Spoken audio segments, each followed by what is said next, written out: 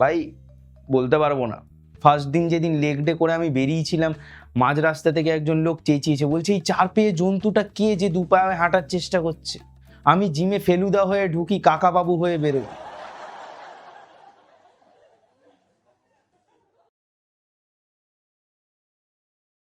তোমরা কেউ কেউ স্কুলে ভর্তি হয়েছো, কেউ কেউ কলেজে ভর্তি আছো, আমি ভর্তি আছি জিমে। আর জিমে ভর্তি হওয়ার একটা কারণ আছে ভাই। আমি একদিন রাত্রে রিসেন্টলি স্বপ্ন দেখেছি যে আমার নাকি শ্রাদ্ধ হচ্ছে, আর সেই শ্রাদ্ধে একজন বলছে যে ভাই বডিটাকে একটু সোজা করে দে, কফিনে ঢুকবে না, ভুঁড়ি আটকে যাবে। হ্যাঁ, না না, মজা করছি। চিতা ছিল, হিন্দু তো। আর আমি যদি জিমে সব থেকে যদি কারণ খুঁজতে যাই, ঠিক আছে, বিভিন্ন রকম কারণ হয় মানুষের। কেউ ইনস্টাগ্রাম রিল দেখে, কেউ বিয়ে বাড়ি অ্যাটেন্ড করবে ভাবে, কেউ বছরের শুরুর একদম মোটিভেশন নিয়ে জিমে ভর্তি হয়, কারোর কারোর বোতাম খুলে উড়ে যায়। বিভিন্ন রকম কারণ আছে, আমার এই কারণটাই ছিল।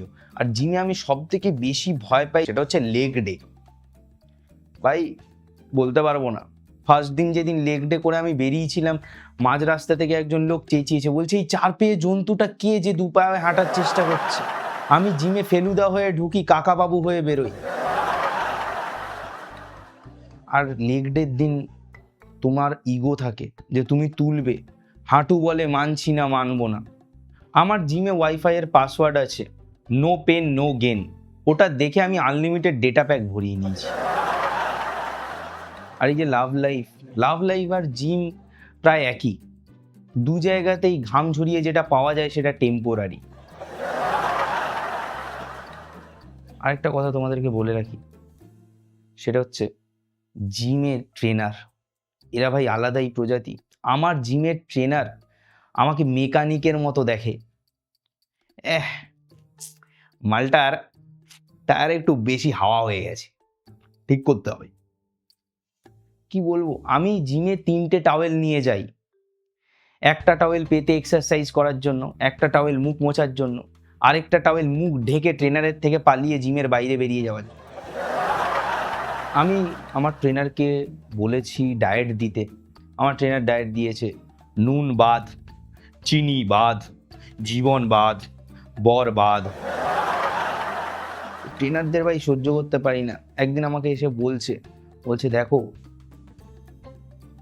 Gym is a journey, fitness is a journey. এই যে তুমি ফিট হবে ধীরে ধীরে, আমি এখন বুঝতে পারি এই জার্নিটা হচ্ছে একটা সার্কুলার জার্নি। অভিমন্যু আমি। আমার জিম ট্রেনারকে আমি বলেছি যে চিট ডে কবে, বলছে সানডে। আমি বলছি বাকি 6 দিন কি করব আমি, বলছে সাফার।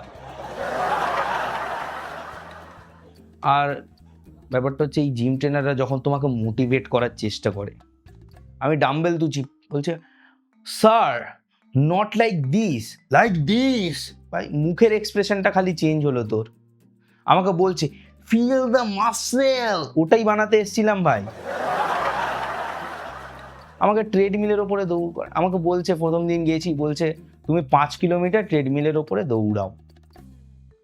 আমি 10 কিলোমিটার অটোতে করে এসেছি। আমি ভাড়া দিয়ে অটোতে করে যাচ্ছি যাতে জিমে গিয়ে দৌড়তে পারি। কি কথা। আর আমি জিমে দৌড়াই, ঠিক আছে, রেগুলার জিম। আমার ট্রেডমিলটা ফেভারিট।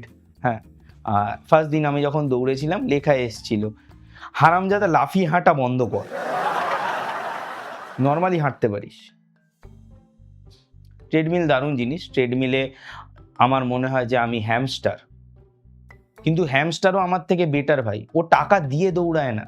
আর জিমের বিভিন্ন রকম মেশিন থাকে, ডাম্বেল থাকে, বেঞ্চ প্রেস থাকে, ট্রেডমিল থাকে, তারপরে পুল আপ থাকে, কিন্তু সব থেকে যেটা বেশি ইউজ হয় সেটা হচ্ছে আয়না। আয়নার সামনে ভাই আলাদাই অবসেশন চলে লোকের। আর এই জিমের আয়না এটা একটা স্ক্যাম ভাই। জিমের আয়নাতে এমন একজন লোককে দেখায় তোমার সামনে দাঁড়িয়ে থাকবে যেটা তুমি কোনোদিন হতে পারবে না।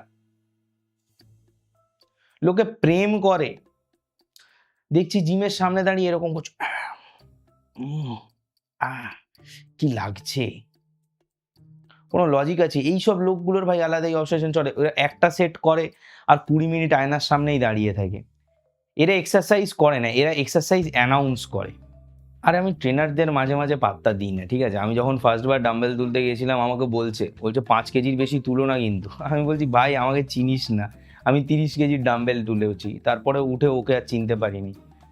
কেন জানি না চোখের সামনে সবাই অন্ধকার দেখছিলাম, বোধহয় জিমের লাইট বন্ধ করে ওরা ভয়ে চলে গেছে। আমার জিমে ঢোকার আগে আমার বডি আন্ডার কনস্ট্রাকশন ছিল, এখন কনস্ট্রাকশন ডিলে। আর ব্যাপারটা হচ্ছে দেখো, এইসব আমি হয়তো খিল্লি করছি, কিন্তু জিমে গিয়ে কিন্তু অনেক প্রোগ্রেসও আমার হয়েছে, যেটা আমি কোনোদিন অস্বীকার করতে পারবো না।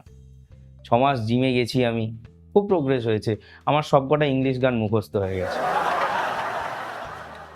আরেকটা ব্যাপার যে এই জিমে বিভিন্ন রকম জিনিস হয়, তাই জন্য আমি একটা সস্তার জিমে ভর্তি হতে গেছিলাম, যেটা 200 টাকা পার মান্থের জিম। গেছো তোমরা কোনোদিন 200 টাকা পার মান্থের জিমে?